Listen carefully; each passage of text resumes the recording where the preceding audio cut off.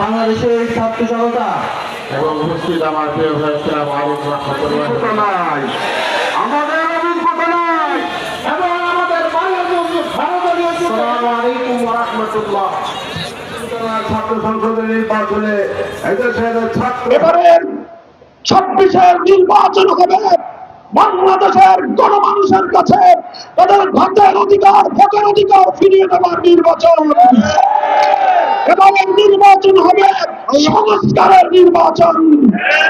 এবারের নির্বাচন হবে পরিবর্তনের বাংলাদেশ গড়বার নির্বাচন। ইনশাআল্লাহ আমরা হাতে হাত রেখে এগিয়ে চলেছি।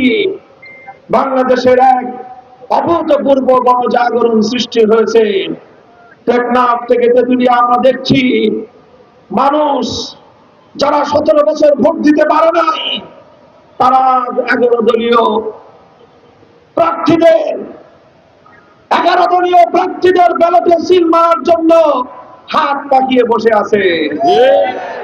তারা দাঁড়িপাল্লায় সিল মারবে, তারা রিক্সা মার্কায় সিল দিবে, তারা শাপলা ঘড়িতে সিল মারবে, দেয়াল ঘড়িতে সিল মারবে, ছাতা মার্কায় সিল মারবে, ঈগল পাখিতে সিল মারবে। এভাবে গোটা বাংলাদেশের মানুষ আজ তারা নির্বাচনে 11 দলীয় নির্বাচনী ঐক্যের প্রার্থীদেরকে বিজয়ী করার জন্য বাংলাদেশে এক জাগরণ সৃষ্টি হয়েছে। আলহামদুলিল্লাহ।